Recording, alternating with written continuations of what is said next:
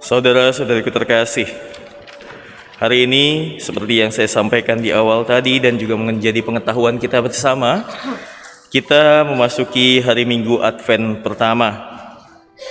Tentu hari Minggu Advent merupakan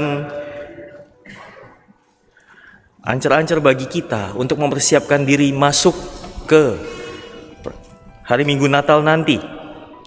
Namun demikian, lingkaran Advent ini adalah masa di mana kita mempersiapkan diri untuk kedatangan Tuhan kita Yesus Kristus.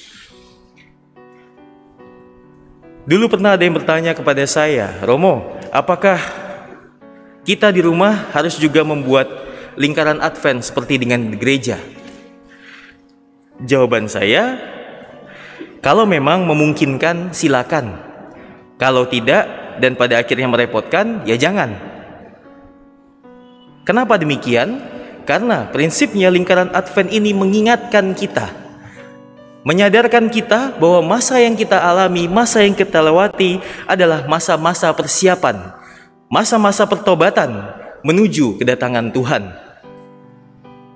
Sehingga jika ini memang dibuat di rumah, ya silakan, itu untuk mengingatkan kita.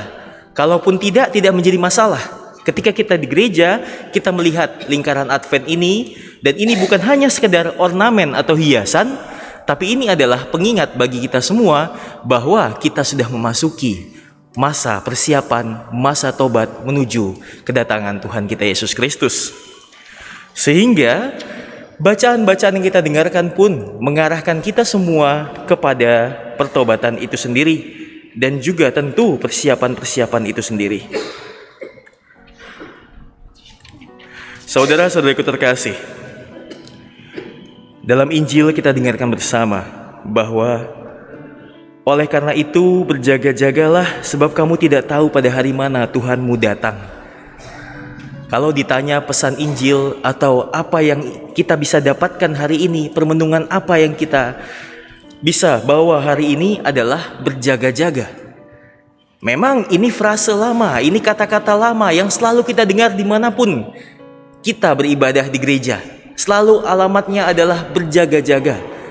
Dan mungkin banyak dari kita mengatakan sudah sering mendengar itu, Romo. Memang, tapi pertanyaannya, sudah berapa lama kita berjaga-jaga? Atau kita berjaga-jaga itu hanya ketika dibutuhkan saja? Di sini dikatakan, berjaga-jagalah sebab kamu tidak tahu pada hari mana Tuhanmu datang.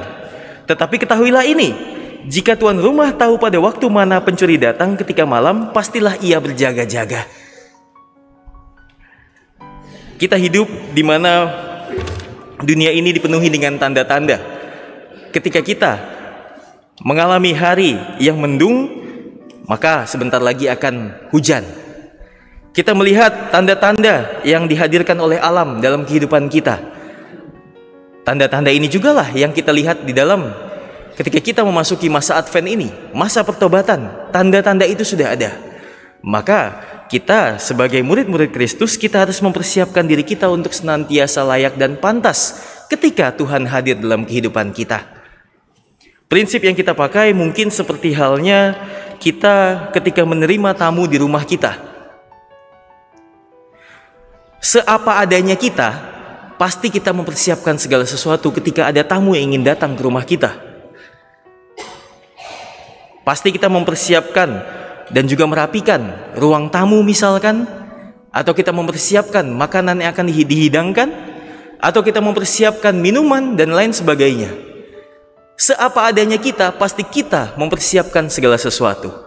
Demikian juga ketika kita ingin menyambut Tuhan kita Yesus Kristus, yang kita tidak tahu kapan pasti datangnya, tapi yang kita tahu adalah fase, tahap, saat dimana kita bisa berjaga-jaga.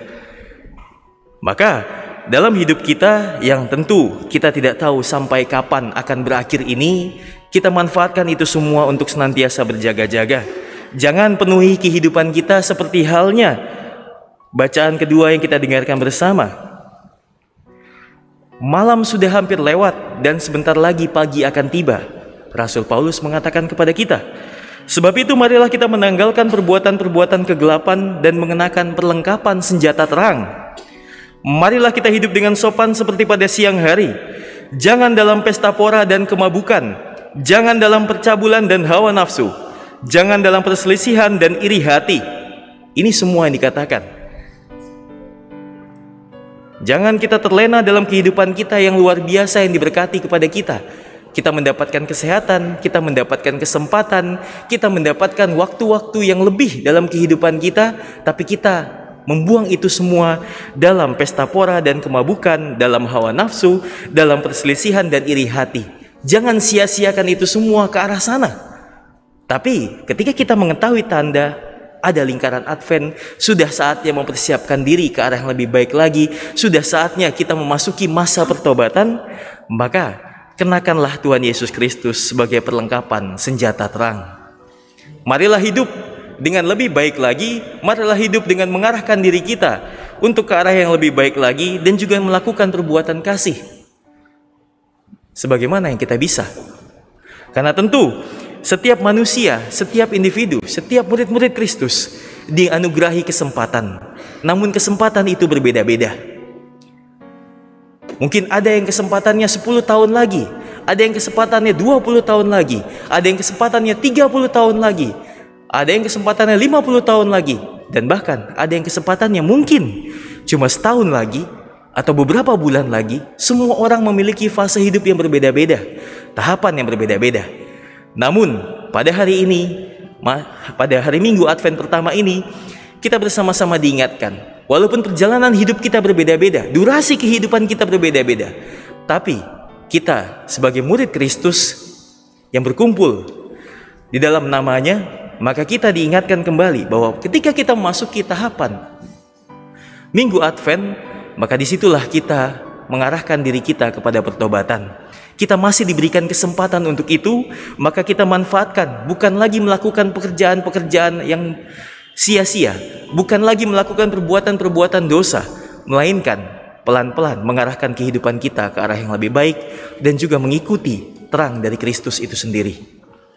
Memang terkadang banyak orang yang sulit untuk mengikuti Kristus dengan mengatakan, saya juga tidak tahu kapan Tuhan datang, ya sudah saya manfaatkan hidupan saya dengan sebaik-baiknya. Atau ada perkataan bahwa kan kita hidup cuma sekali Romo, ya kita nikmati saja. Memang namanya pemikiran pasti banyak versi, tapi sebagai murid Kristus kita diarahkan kepada pemikiran bahwa hidup itu sebuah anugerah, hidup itu adalah kesempatan. Maka jangan disia-siakan dengan kepentingan pribadi, jangan disia-siakan hanya dengan mengikuti hawa nafsu semata. Lakukanlah hidup itu ke arah yang lebih baik, lakukanlah kesempatan itu, manfaatkanlah kesempatan yang Tuhan berikan dalam kehidupan kita itu untuk senantiasa berbuat kasih kepada sesama. Karena seperti yang kita amini dan kita imani bersama, hidup kita di dunia ini adalah sebuah perjalanan menuju kehidupan kekal abadi di surga. Bukan hidup yang selesai di dunia ini saja. Memang hidup kita hanya sekali, tapi dalam sekali itu kita mempersiapkan diri kita untuk mendapatkan kehidupan kekal di surga. Maka jangan sia-siakan kesempatan itu, jangan sia-siakan tanda-tanda yang hadir dalam kehidupan kita, sehingga pada akhirnya kita pun dapat menerima Tuhan yang hadir secara tiba-tiba itu dalam kehidupan kita dengan persiapan yang maksimal, dengan persiapan yang luar biasa, sehingga pada akhirnya kita benar-benar mampu menerima kehadiran Tuhan kita Yesus Kristus, dan ketika Ia datang, Ia mendapati bahwa kita layak untuk bersamanya dalam kerajaan surga. Tuhan memberkati kita semuanya.